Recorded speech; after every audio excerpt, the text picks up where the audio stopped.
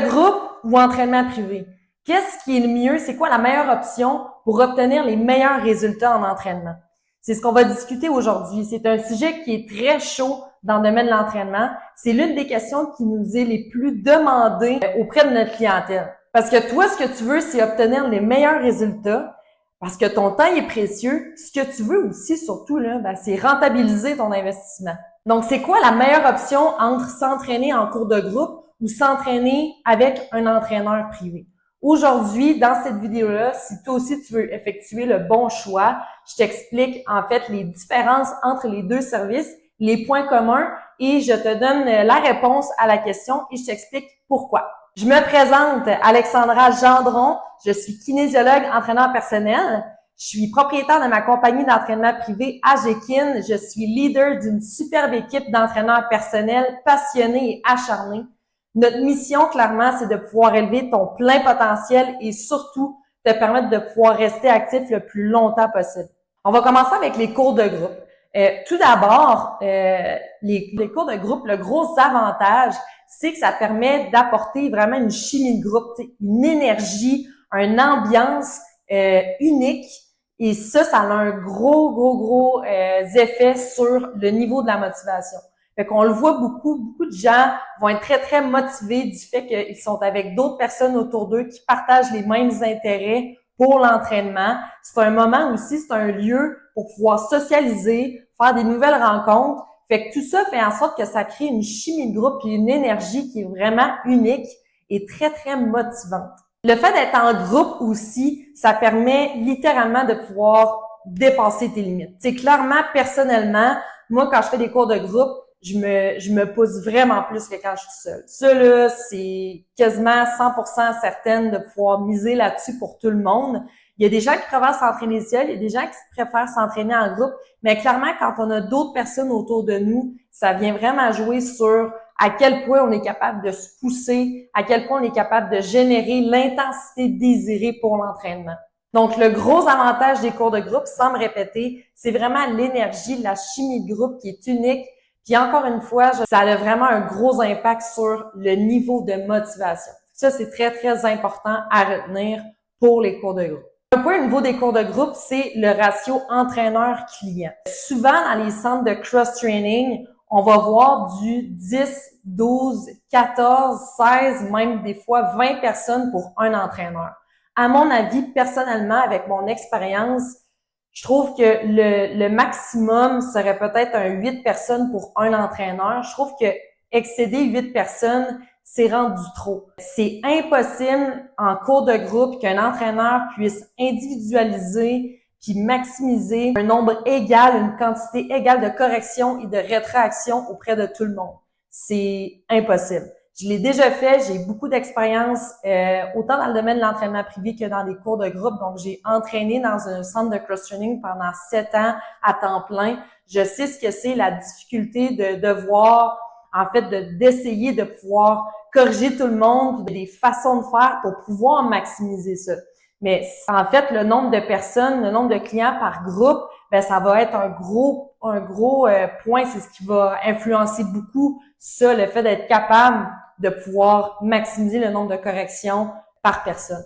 Les cours de groupe, là, habituellement, la majorité des gens qui font des cours de groupe, si je reprends l'exemple des centres de cross-training ou des cours comme dans des gyms à grande surface où est-ce qu'on a du 20, 30, 40 personnes avec une personne sur un stage qui lance un cours, les gens sont là pour venir se faire corriger. Les gens sont là pour venir se sentir encadrés, sentir qu'ils font la bonne chose, sentir qu'ils bougent bien dans les mouvements.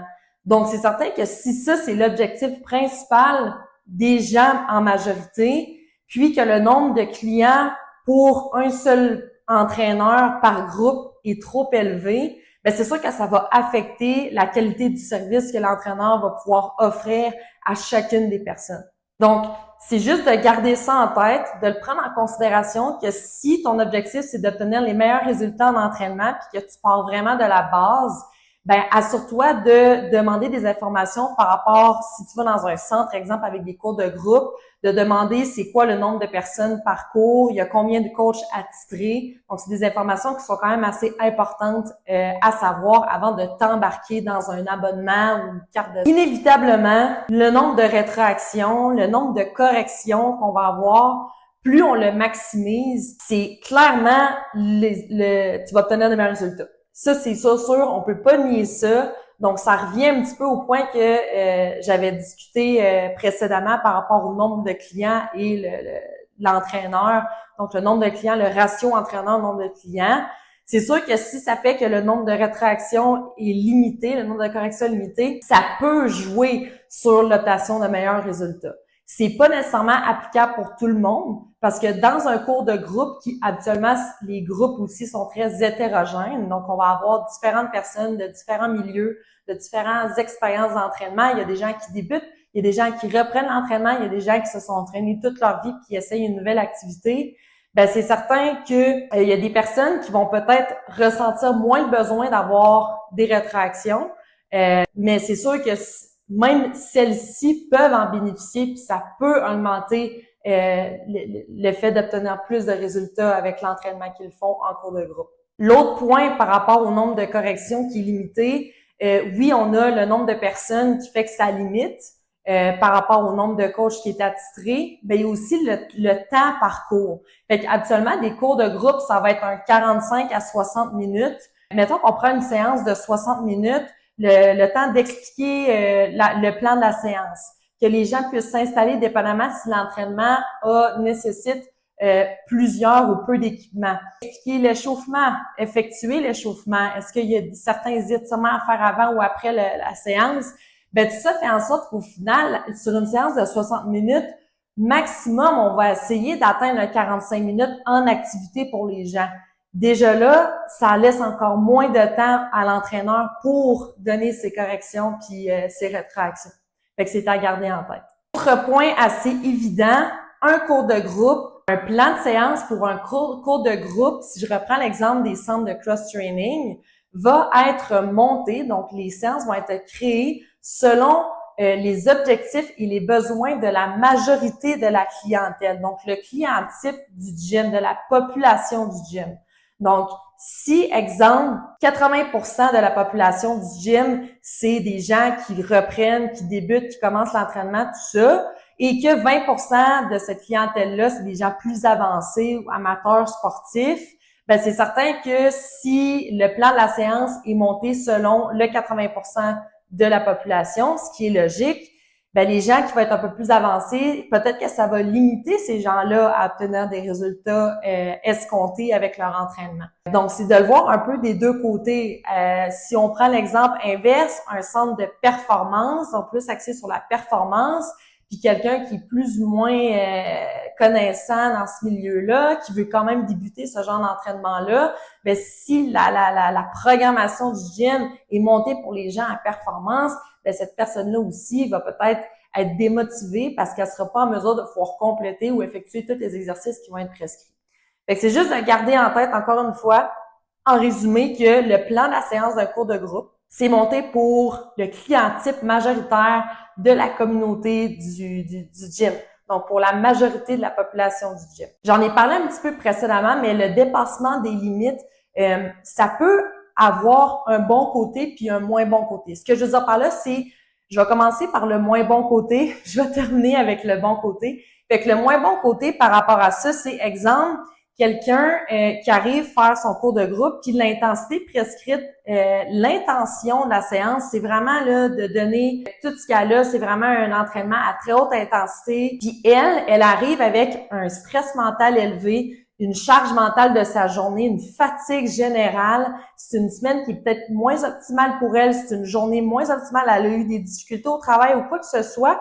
Puis là, elle vient faire son cours de groupe. Puis là, elle est supposée générer une full intensité avec tous ces stresseurs-là déjà à la base. Ben, c'est pas optimal et ça peut augmenter le risque de blessure chez quelqu'un qui présente ça. Fait que c'est vraiment à prendre en considération. Puis on a tendance à un petit peu trop le négliger, je pense, de comment la personne se sent la journée de son entraînement. Donc, ça va être important de pouvoir, si la personne fait un cours de groupe, ben que cette personne-là puisse avoir des options pour modifier l'entraînement, pour pouvoir l'adapter à l'intensité qu'elle est capable de générer à ce jour.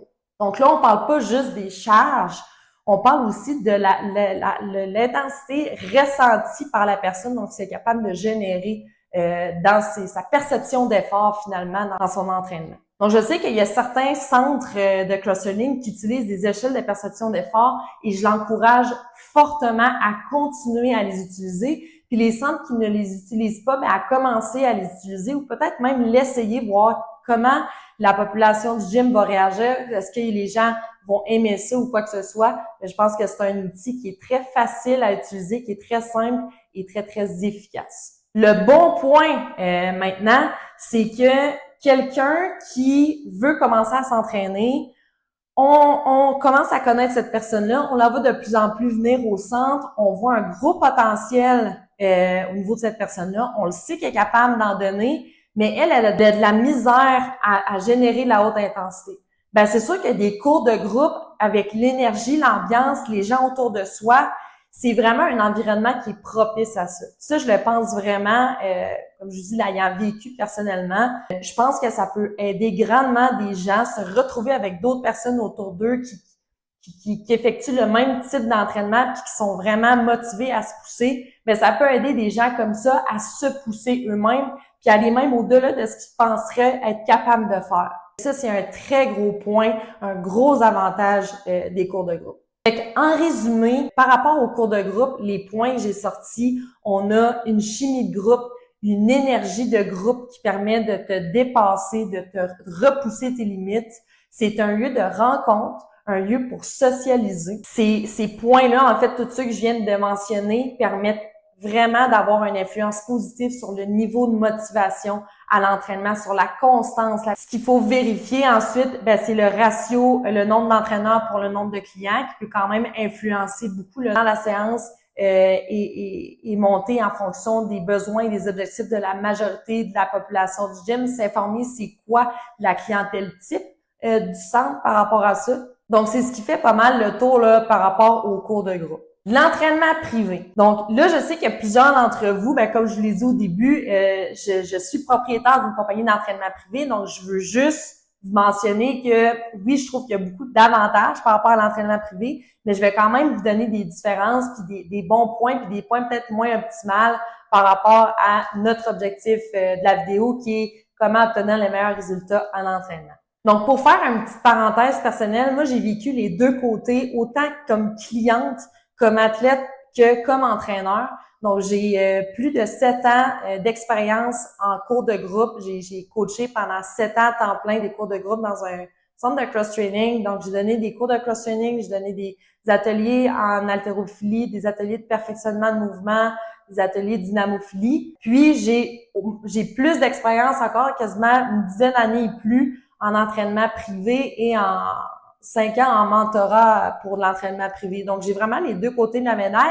Puis, je me suis entraînée aussi 6 ans et plus à 5-6 fois par semaine en cours de groupe de cross-training. Donc, j'ai vraiment vécu les deux côtés. Depuis à peu près, je vous dirais, 6 ans et plus, je m'entraîne plus seule avec des programmes personnalisés et du mentorat à travers ça. Donc, environ 5 ans de mentorat avec différents entraîneurs. Tout d'abord, informez-vous dans quel espace est offert le service d'entraînement privé. Je vais nous prendre comme exemple. Donc, chez nous, on a un local privé, ce qui fait en sorte qu'on a une bonne intimité. Par rapport à ça, là, par rapport à l'environnement d'entraînement, l'espace dans lequel vous entraînez, c'est sûr que ça, c'est aussi un point qu'on a tendance à pas trop parler, puis on devrait plus en parler parce que c'est important que l'environnement soit propice au dépassement de soi.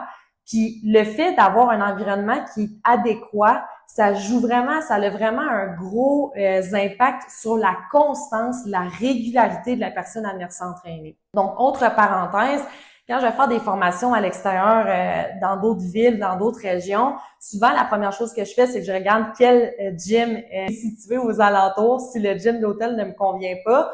Puis récemment, à l'automne dernier, je suis allée dans un gym plus à grande surface, puis je remarquais à quel point les gens ne se sentaient pas nécessairement très à l'aise. Puis là, je parle un peu des personnes, tu sais, qu'on sentait que c'était nouveau pour eux, que ça faisait pas trop longtemps qu'ils s'entraînaient, tout ça. Il y avait quand même une structure, mais ça reste que je sentais qu'il y avait un malaise, tu sais. Puis ça, c'est quelque chose qu'on veut absolument pas reproduire chez nous. Je pense que c'est quelque chose qui est très, très, très important à mettre énormément d'énergie comme propriétaire de gym ou propriétaire de compagnie d'entraînement avec des locaux comme ça. C'est vraiment l'ambiance va jouer énormément sur la motivation puis le fait que la personne va se sentir bien, puis elle va se sentir en confiance de venir s'entraîner avec vous. Qui dit entraînement privé dit entraîneur personnel, donc un entraînement qui est personnalisé selon les objectifs, les besoins de la personne. Donc, j'ai pas énormément beaucoup de choses à dire par rapport à ça. Tout ce que je peux vous dire, c'est que c'est certain que ça va augmenter, que ça va optimiser les résultats de la personne d'avoir un entraînement qui est personnalisé à elle. Ça, on peut pas vraiment nier ça. Un autre point qui est assez flagrant, assez évident, on a une personne pour un entraîneur. C'est certain que les rétractions, les corrections, tout ça est énormément maximisé. Logiquement, plus on maximise le nombre de corrections et de rétractions, mais plus la personne va avoir des meilleurs résultats à l'entraînement. C'est très, très logique. Toutefois, je vais juste faire une parenthèse ici. C'est sûr que c'est pas nécessairement mieux un entraîneur qui a moins d'expérience et qui a tendance à donner trop de rétractions puis trop de corrections. Ça peut nuire quand même, ça peut devenir un petit peu déstabilisant puis même dérangeant pour le client. Fait que c'est d'avoir un équilibre là-dedans puis que l'entraîneur soit assez qualifié. Donc ça, c'est un scénario que j'ai déjà vu dans d'autres gyms, des entraîneurs hyper passionnés, très vaillants, qui veulent aider leurs clients, mais qui sont continuellement en train de donner, de parler puis de donner des rétractions continuellement. Ça peut, je pense que ça peut créer un peu l'effet inverse. Donc, juste de faire attention à ça. Petit message aux entraîneurs. Un gros point de l'entraînement privé, c'est le fait de pouvoir moduler la séance d'entraînement. Qu'est-ce que je veux dire par là? C'est que si la personne arrive pour son entraînement, qu'elle n'a pas d'énergie, qu'elle a vécu un gros stress dans sa journée, en ce moment dans sa vie, est dans une situation plus complexe, elle a une charge mentale plus importante, c'est sûr qu'on a beaucoup plus de facilité, puis c'est beaucoup plus accessible pour elle de pouvoir qu'on puisse modifier le plan de la séance sur le moment, dès qu'elle arrive, parce qu'on a que cette personne-là à gérer dans notre heure. Donc ça, c'est un gros point qui est peut-être pas nécessairement toujours l'idéal, qui est peut-être pas nécessairement possible en cours de groupe, étant donné qu'il y a beaucoup de roulement entre les groupes. Fait que ça, c'est quand même un gros point intéressant qui peut nettement jouer sur les résultats d'entraînement d'une personne. Tout le suivi, tout l'encadrement, l'organisation, la structure en dehors des entraînements qui est personnalisé à la personne, l'accessibilité par rapport à son entraîneur. Je vais reprendre un peu un exemple chez nous. C'est peut-être pas nécessairement le cas ailleurs, mais nous, on est accessible quasiment 7 jours sur 7, ne serait-ce quasiment 24 heures sur 24. Là, j'exagère peut-être un petit peu. Mais ce que je veux dire par là, c'est qu'on tente de rester accessible le plus possible pour nos clients, parce que s'ils ont des questions, des commentaires, des interrogations, un accident qui arrive, une blessure, une obligation, une indisponibilité, on est accessible rapidement, puis on peut rapidement faire des changements au niveau du plan d'entraînement. Fait que ça, c'est quand même un gros point aussi à considérer, un gros avantage. Un point par rapport à l'entraînement privé, c'est impossible de reproduire une chimie de groupe. C'est impossible. Ça reste quand même, ça peut être quand même un lieu de socialisation. Tu sais, nous, on a beaucoup de gens qui se connaissent finalement sans le savoir. Les gens qui développent aussi des affinités, partagent, qui après leur séance, avant leur séance, qui parlent sur des sujets communs, etc. Fait que c'est quand même un beau lieu pour discuter, pour socialiser. Mais c'est sûr qu'on n'aura pas cette chimie-là, cette énergie-là, cette ambiance-là qu'un cours de groupe peut apporter. Puis ça, comme j'ai dit tantôt, ça peut jouer quand même sur la motivation de la personne. C'est quand même, ça influence grandement, je pense, la motivation à quelqu'un à être constant et revenir au centre. Mais ça reste que si elle fait de l'entraînement privé puis que son entraîneur est vraiment dévoué à elle, passionné, sachant d'avoir vraiment qu'elle réussisse, que l'environnement est adéquat, qu'elle se sent bien, qu'elle se sent en confiance, la personne va revenir. Par expérience, les gens reviennent, les gens renouvellent leur contrat d'entraînement parce qu'ils sentent qu'ils sont bien, que c'est une place qui est adéquate, qui est propice pour eux pour pouvoir évoluer, pour pouvoir progresser en entraînement. Le dernier point que je vais aborder, c'est un petit peu délicat à aborder, mais c'est l'aspect financier. Fait que je vous mentirais si je vous disais que l'entraînement privé, tout le monde peut s'offrir le même genre d'abonnement, ça peut se budgéter. Tu sais, je comprends que je suis prête à dire que c'est un investissement en soi, c'est vraiment investir en soi-même parce que c'est la personne va faire la grande majorité du travail, hein, c'est elle qui va s'entraîner. Ça reste que je pense que c'est l'un des plus beaux investissements que quelqu'un peut se faire, c'est d'investir sur soi. Je pense que le travail sur soi, c'est le plus gros travail qu'on va avoir à faire dans toute notre vie. Puis je pense qu'il y a beaucoup, beaucoup, beaucoup à apprendre par le mouvement. Donc, je pense que le fait d'investir dans les services d'un entraîneur qualifié ou dans une équipe d'entraîneurs comme nous, c'est probablement le meilleur investissement en soi. Ce qui est important, c'est de vous informer s'il y a de la flexibilité au niveau des abonnements. Est-ce que ce n'est que des abonnements très standards ou est-ce qu'il y a du sur-mesure qui est possible? Je reprends un peu l'exemple chez nous. Chez nous, c'est quasiment tout du sur-mesure. On en a des abonnements plus standards, mais habituellement, moi, ce que je vais offrir comme option, c'est des multiples options et c'est le sur-mesure souvent qui va dominer chez la clientèle. Et dernier point, c'est vraiment de garder en tête que des cours de groupe et de l'entraînement privé, c'est deux services complètement différents. Donc, pourquoi on irait comparer un tarif de cours de groupe et d'entraînement privé? Pour moi, ça ne fait pas de sens, c'est pas logique. Donc, c'est super important de garder en tête avec tous les points que je vous ai énoncés. Je pense que c'est quand même assez clair de comprendre que c'est deux services qui sont vraiment très, très différents l'un l'autre. Donc, en résumé, pour l'entraînement privé, on a l'aspect de l'environnement, de l'espace.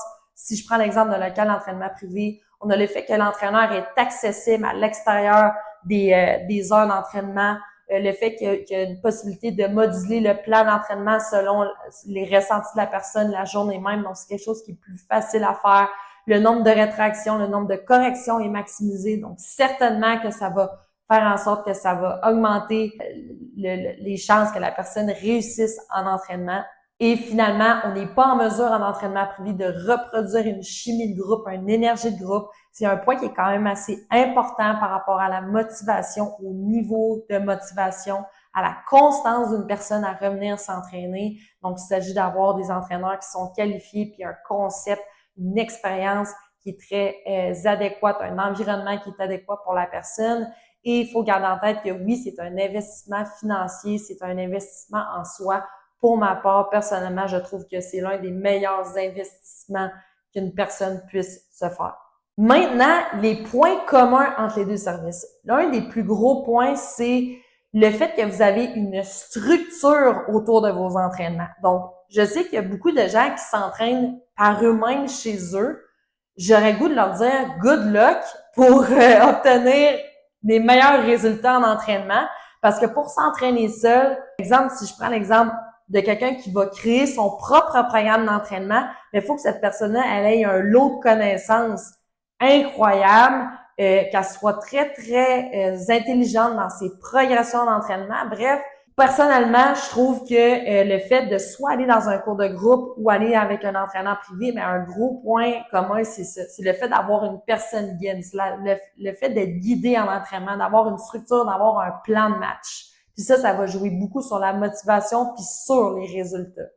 Le deuxième point, c'est le fait que vous avez un rendez-vous dans votre calendrier. Je n'arrête pas de le répéter. Je martèle la planification. Je vais en reparler dans d'autres vidéos aussi. Mais le fait d'avoir un rendez-vous, le fait d'avoir une plage dans votre calendrier, c'est certain que ça va jouer sur l'atteinte de vos résultats. C'est sûr à 100%. Finalement, la réponse. Qu'est-ce qui est le mieux entre les cours de groupe et l'entraînement privé? C'est quoi la meilleure option d'entraînement pour obtenir les meilleurs résultats en entraînement? Bien, ce que j'ai le goût de vous dire avec mon expérience, c'est ni l'un ni l'autre. Il n'y a pas de choix à faire entre les deux. L'entraînement privé avec une activité, avec une amie une fois par semaine ou quoi que ce soit, fait que c'est vraiment d'aller chercher une complémentarité. C'est certain que je voudrais d'aller vers l'entraînement privé, mais j'ai pas le goût que vous fassiez un choix entre les deux. J'ai le goût que vous voyez les deux comme étant très complémentaires, puis que vraiment le combo des deux va vous faire propulser au sommet littéralement. Puis j'exagère pas dans mes mots. C'est vraiment ça la clé. Un autre point aussi par rapport à ça, tu sais, le fait de pas nécessairement choisir selon qu'est-ce qui est mieux pour les résultats, ça va dépendre un petit peu du type de la personne, la personnalité du monde. Il y a des gens qui préfèrent s'entraîner plus seuls ou avec quelques personnes.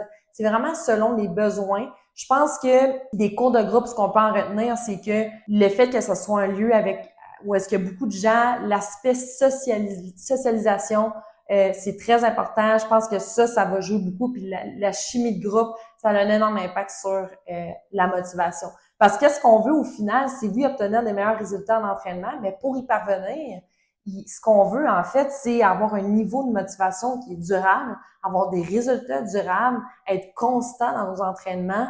Donc, c'est certain que si le fait d'aller faire des cours de groupe, ça peut permettre ça, complémentaire à de l'entraînement privé pour peaufiner les mouvements, s'assurer qu'on bouge bien, s'assurer qu'on fasse la bonne chose, s'assurer qu'on a quelqu'un qui s'occupe de nous, qui nous encadre à travers ça.